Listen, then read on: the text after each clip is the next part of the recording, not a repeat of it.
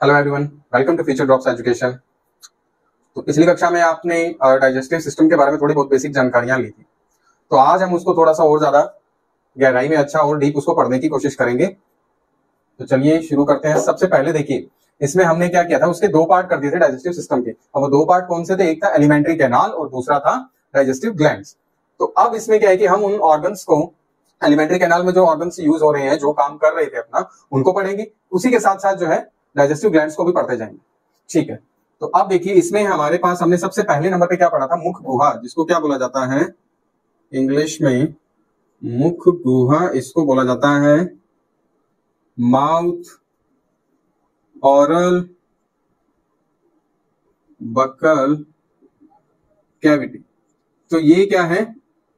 Mouth cavity, oral cavity, buccal cavity, ये इसे English में बोला जाता है। और हिंदी में यदि हम देखें तो मुख गुहा इसका नाम होगा। और मुख गुहा क्यों कहा जाता है इसे? मुख मीन्स हमारा मुंह, गुहा मतलब अंदर से ये खाली है। ठीक है, तो इसे ये बोला जाता है। फिर सेकंड नंबर पे हमने क्या पढ़ा था? सेकंड पे था हमारे पास ग्रास नली। इसे बोला जाता है ऑइसोफेगस। ठीक है, क्या कहा जाता है? ऑइसोफेगस। तो अब आप देखिए कि बहुत सारे बच्चों को जो इसमें कंफ्यूजन भी होता है कि ग्रसनी और ग्रास नली। अब इसमें डाइजेस्टिव सिस्टम के अंदर ग्रास नली लिखे या ग्रसनी लिखे, रेस्पिरेटरी के अंदर भी यही सिस्टम होता है कि ग्रसनी लिखे या ग्रास नली लिखे। तो अब आप इसमें देखिए, ग्रास नली हो गया आइसोफेगस, मतलब ये क्या काम करेगी? जो फूड पाइप होगी उसको बोल देते हैं ग्रास नली। और ग्रसनी क्या होती है? जिससे हम सांस लेते हैं। तो यहां तक मेरी आपका क्लियर हो चुका होगा मैटर। फिर उसके बाद थर्ड पॉइंट है हमारे पास। अब हमने भोजन खाया मुख से, मुख गुहा। मुख गुहा के बाद आता है वो ग्रास नली में। ग्रास नली के बाद वो कहां जाएगा? वो जाएगा स्टमक, आमाशय।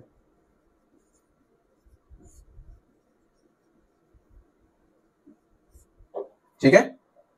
तो पिछली कक्षा में तो हमने इसके थोड़े बहुत नाम पढ़े और थोड़ी बहुत जो है जानकारी देखी, और अभी हम इसके बारे में थोड़ा सा और ज्यादा डीप में पढ़ेंगे। तो अब आमाशय, आमाशय के बाद क्या था? छोटी आंत, जिसे स्मॉल इंटेस्टाइन बोलते हैं। और फिर उसके बाद आती है बड़ी आंत, जिसे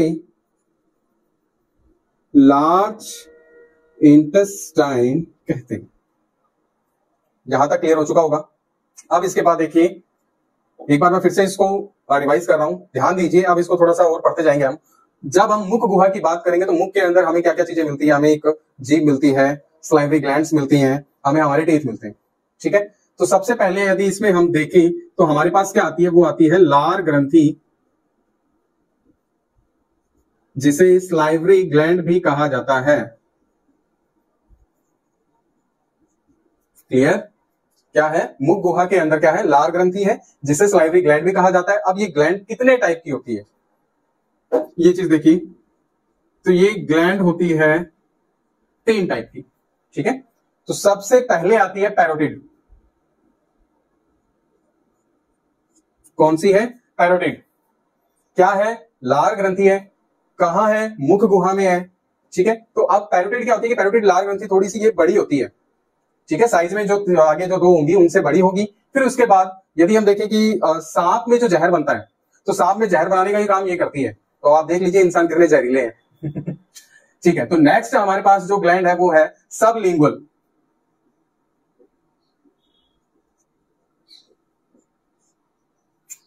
अब आप देखिए कि परीक्षाओं में जो बहुत बार जो प्रश्न पूछे जाते हैं वो इस पैरोटिड से पूछे जाते हैं कि लार ग्रंथि में सबसे बड़ी ग्रंथि कौन सी है? तो वो है पैरोटिड। और सांप का जहर जो बनता है वो किस ग्रंथि बनता है? वो पैरोटिड ग्रंथि बनता है। ठीक है। तो बाकी के जो 2 ग्लैंड है ये इतनी ज्यादा कोई इंपॉर्टेंट नहीं है।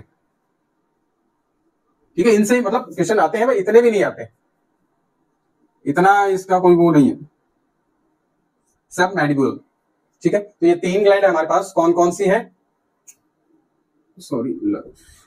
ठीक है। तो 3 ग्लैंड थी हमारे पास। कौन कौन सी? पैरोटिड, सबलिंगुअल और सब मैंडिबुलर। कौन कौन सी है? पैरोटिड, सबलिंगुअल, सब मैंडिबुलर। ठीक है। और अब इसमें जो सबसे बड़ी थी वो कौन सी थी? Parotid gland. तो यहां तक का मैटर क्लियर हो चुका होगा। अब आप देखिए कि ह्यूमन पर डे कितनी लार सीक्रेट करता है, कितनी लार सीक्रेट कर सकता है? तो वो करता है 1 से 1.5 लीटर। ठीक है। तो कितनी करता है? 1 से 1.5 लीटर पर डे करता है। अब आप देखिए इसमें एक चीज और होती है कि इसके अंदर और भी बहुत सारे एंजाइम वगैरह होते हैं लार में। अब देखिए एक बार मैं इसको थोड़ा रब कर दूं, फिर उसके बाद इसको और अच्छे से डिफाइन करते चलेंगे।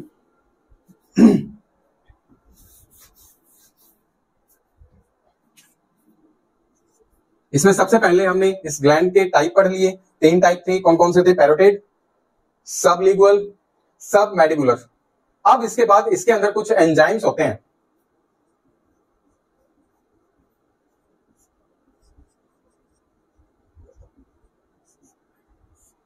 ठीक है, तो अब इसमें कौन सा एंजाइम है इसके अंदर है?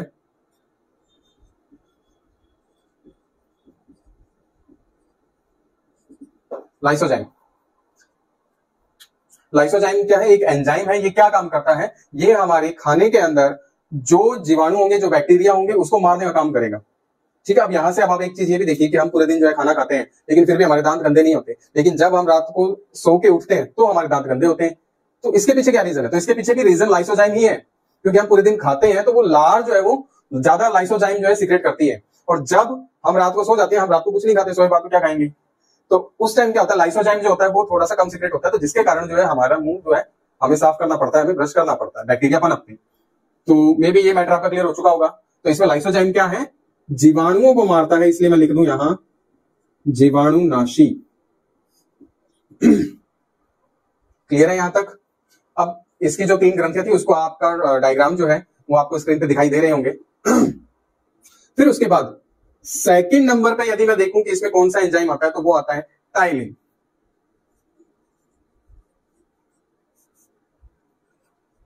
और एक और है, देखिए इसमें जैसे टाइलिन और डायस्टेज, इन दोनों का क्या काम है? स्टार्च को ब्रेक करना है। इसमें देखिए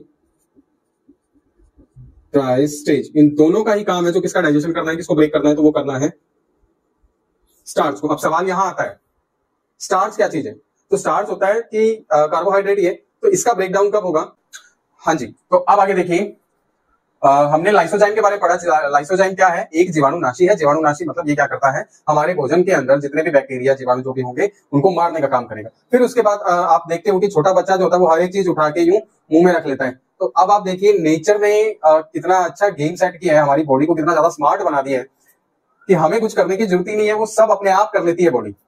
ठीक है, तो अब ये चीज भी ध्यान में रखिए कि हमारी बॉडी जो है बहुत ही ज्यादा स्मार्ट है, बहुत ही ज्यादा स्मार्ट है। फिर उसके बाद हमारे जो दूसरे एंजाइम है वो है टाइलिन और डायस्टेज। अब इन दोनों का काम क्या है? इन दोनों का ही काम है स्टार्च को ब्रेक डाउन करना, स्टार्च का ब्रेक डाउन करना, इसका पाचन करना। तो अब सवाल तो ये उठता है कि स्टार्च है क्या? तो स्टार्च एक कार्बोहाइड्रेट है जिसका ब्रेकडाउन ये दोनों करती है। ठीक है, अब इसके बाद अच्छा, इसको और आगे जो डिफाइन करेंगे वो हम आगे नई वीडियो जब अपलोड करेंगे इससे रिलेटेड पॉलीसैकेराइड से, तब हम इसको जो है उसमें रखेंगे, तब आपको और अच्छे से समझ आ जाएगा कि स्टार्च क्या चीज होती है। अच्छा, नेक्स्ट हमारे पास क्या है? म्यूकस। म्यूकस, म्यूकस का क्या काम होता है? म्यूकस का काम होता है कि जो हमारा फूड है उसे लसलसा कर देना, जिससे कि वो स्मूथली आगे जा सके। तो मे भी यहां तक आपको माउथ के बारे में पता चल गया होगा। माउथ के अंदर हमारे क्या चीज होती है? ये 3 ग्लैंड होती हैं। कौन सी? लार ग्रंथि होती है। लार ग्रंथि 3 प्रकार की होती है। तो कौन कौन सी होती है? पैरोटिड, सबलिंगुअल और सबमैंडिबुलर। फिर उसके बाद इसमें एंजाइम थे। एंजाइम कौन कौन से थे? हमारे पास 3 तरह के इसमें एंजाइम है। लाइसोजाइम जो क्या काम करता है? जीवाणुनाशी है। फिर उसके बाद टाइलिन और डायस्टेज, इन दोनों का क्या काम है? स्टार्च का ब्रेकडाउन करना। और लास्ट हमारे पास जो म्यूकस था, ये क्या करता है? फूड को लसलसा कर देता है। अब इसमें अभी तक तो हम फूड टर्म यूज कर रहे हैं, भोजन यूज कर रहे हैं, लेकिन आगे आगे इसमें जो हम टर्म यूज करेंगे वो करेंगे बोलस। ठीक है, तो अभी मैं इसको रब कर देता हूं।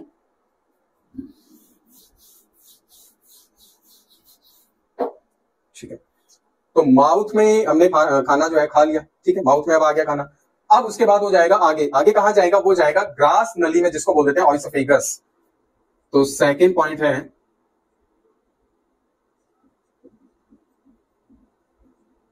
ग्रास नली, जिसे बोला जाता है ऑइसोफेगस। ठीक है, अब इसके बारे में भी हमने थोड़ी बहुत चर्चा कर ही ली थी। तो अब इसमें क्या पढ़ा हमने कि इसकी जो लेंथ होती है वो कितनी होती है? 22 से 25 सेंटीमीटर तक होती है। ठीक है, तो ये इसकी टोटल लेंथ है। अब इसके बाद इसका काम क्या है? अब सबसे बड़ा ये जो है, इससे भी बहुत बार क्वेश्चन पूछे गए हैं कि डाइजेस्टिव सिस्टम का ऐसा कौन सा पार्ट है जो डाइजेशन में भाग ही नहीं लेता, मतलब डाइजेशन करता ही नहीं, किसी चीज का भी नहीं करता, तो वो ग्रास नली है, ऑइसोफेगस है। कि ये कभी भी किसी भी चीज का डाइजेशन नहीं करेगी, किसी को पचाएगी नहीं, बस ये पास करने के काम आती है। ठीक है, तो अब इसकी जो लेंथ है वो कितनी है, 25 सेंटीमीटर। अब आप देखिए कि हम जैसे पिछली वीडियो हमने चर्चा की थी कि जब हम खाना खाते हैं तो अब इसका काम तो है कि फूड को नीचे धकेलना। अब आप फोटो में देख सकते हो साथ में कि फूड को नीचे धकेलने का काम है इसका, लेकिन जब ये नीचे धकेलेगी तो ये तो नीचे यूं धम धम करके गिरनी चाहिए थी, फूड तो जो है यूं धम धम करके नीचे आना चाहिए था, लेकिन अब वो नीचे तो नहीं आएगा, ऐसे हमें उसको धकेलना पड़ता है, और आएगा भी तो बिल्कुल धीरे धीरे आएगा। ठीक है, तो अब ऐसा क्यों होता है, क्योंकि इसके अंदर एक प्रेशर काम करता है जिसको बोलते हैं कर्मानुकुंचन। ठीक है, हिंदी में बोलते हैं उसको कर्मानुकुंचन, और उसे इंग्लिश में बोलते हैं पेरिस्टॉल्सिस। ठीक है, तो मैं यहां लिख देता हूं,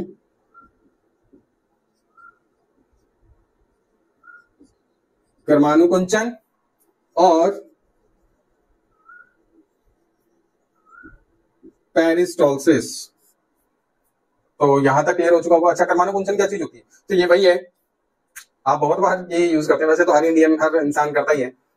हमारा पेस्ट खत्म हो जाता है, जब पेस्ट ही खत्म हो गया तो हम क्या करते हैं, उसको दबा दबा के, दबाया आगे खिसकाया, दबाया आगे खिसकाया, दबाया आगे खिसकाया, तो यही काम करते हैं, पेस्ट खत्म होता है तो वो हम असल में कर क्या रहे हैं, हम कर रहे हैं कर्मानुकुंचन कर रहे हैं, हम पेरिस्टॉल्सिस कर रहे हैं। ठीक है, तो यहां तक मे भी क्लियर हो चुका होगा।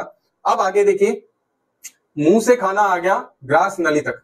अब ग्रास नली में जो खाना आया है, अब वो क्या पूरा डाइजेस्ट है, नहीं, तो वो कंप्लीटली डाइजेस्ट नहीं है, तो अब उसको क्या बोला जाएगा, बोलस। क्या कहा जाएगा, बोलस। जैसे कि आप कई बार खाना खाते टाइम जो है कोई कंकर भी आ जाता है, हम निकालते हैं तो उसके साथ कुछ फूड पार्टिकल भी बाहर निकाल देते हैं, तो वो बाहर आ रहा है तो वो क्या आ रहा है, वो बोलस ही आ रहा है। ठीक है, यहां तक तो वो बोलस है, ग्रास नली तक। जैसे ही वो स्टमक में जाएगा तो इसके लिए हम कोई दूसरी टर्म यूज करेंगे, कौन सी करेंगे वो आगे पढ़ते हैं।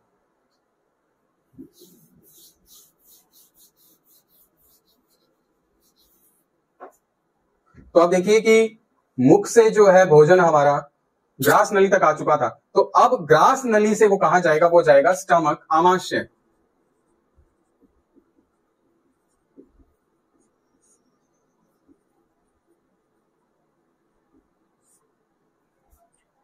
अब इसके बारे में भी हमने थोड़ी दो तीन बातें पढ़ी ली थी कि इसकी शेप कैसी होती है, जे, और ये कैसे होता है, थैलेनुमा होता है, बैग लाइक स्ट्रक्चर होती है, ये सारी चीजें हमने इसमें पढ़ी। अब इसके पार्ट्स के बारे में पढ़ते हैं, तो आमाशय के पार्ट्स कितने होते हैं, तो वो होते हैं 3। कौन कौन से, अच्छा कई जगह है जो आपको 4 भी दिख जाएंगे। ठीक है, तो मैं चारों के नाम लिख देता हूं। तो सबसे पहले नंबर पे आता है, वो आता है कार्डियक।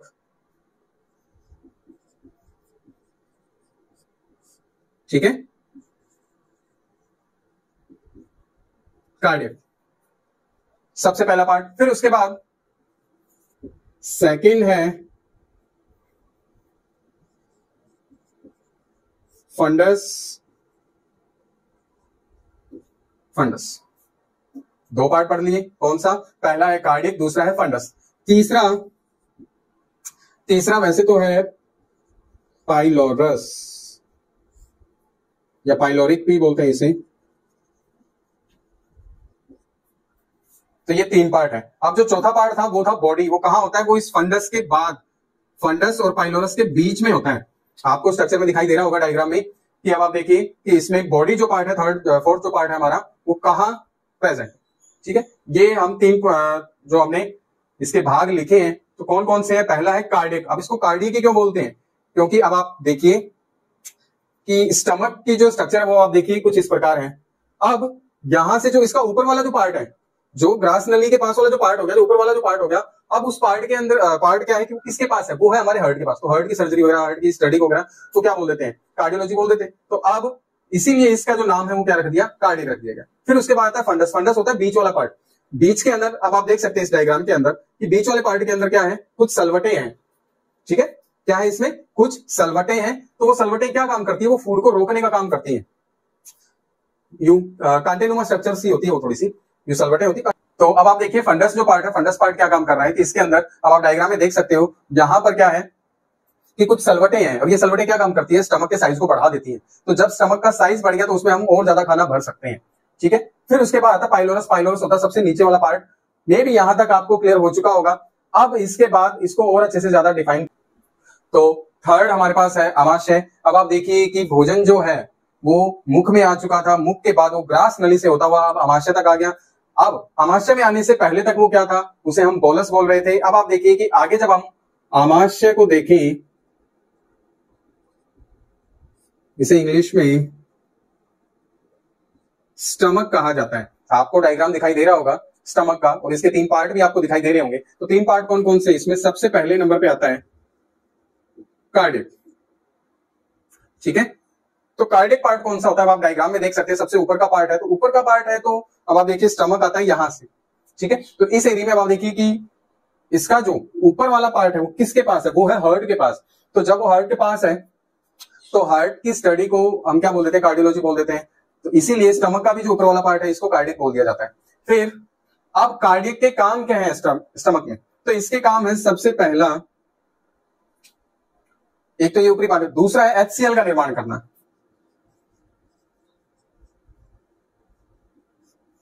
ठीक है। तो ये क्या कर रहे हैं, HCl का निर्माण कर रहे हैं। अब HCl की जो pH है वो कितनी है इसमें, 2 से 3। इसका मतलब ये बहुत ज्यादा एसिडिक होता है। अब आप देखिए कि इस चीज को आप ऐसे समझोगे कि जब हम कुछ भी खीर, कुछ भी मिठाई वगैरह, चाय कुछ भी पीते हैं तो वो हमें अच्छी लगती है इसीलिए तो पीते हैं, टेस्ट अच्छा लगता है। लेकिन जब हमें उल्टी आती है तो क्या उसका टेस्ट वैसा ही रहता है? नहीं, तब हमें जलन होती है, कभी नाक जल रहा है, कभी गला जल रहा है। तो क्यों जल रहा है? वो जल रहा है इसी HCl की ही वजह से, ठीक है। तो HCl का मेन मकसद है क्या, इसका काम है फूड को एकदम तोड़ देना, ठीक है।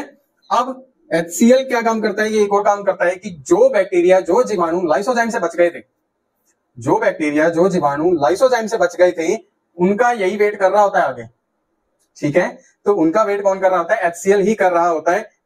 ये क्या करता है, जीवाणु और जो बैक्टीरिया है उनको मारने का काम करता है।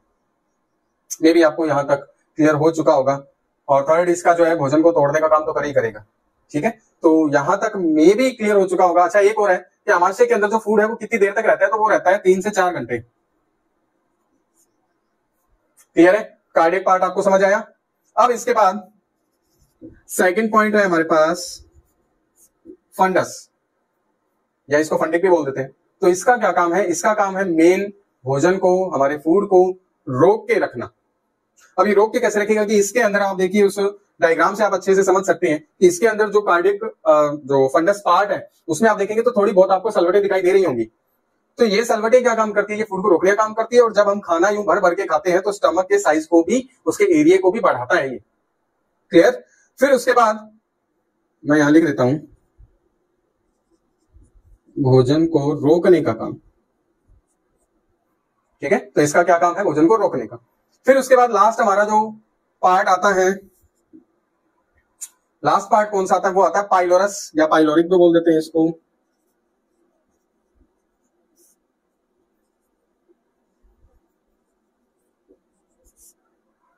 तो अब इस पाइलोरस का क्या काम है, इसके अंदर है गैस्ट्रिक जूस। तो गैस्ट्रिक जूस के अंदर जो हमने कल पढ़े थे जठर रस, तो वही इसके अंदर है। तो अब जठर रस के अंदर क्या चीज आ जाएगी, यहां 2 तरह के एंजाइम आ जाएंगे। इसको ऊपर लिख देता हूं।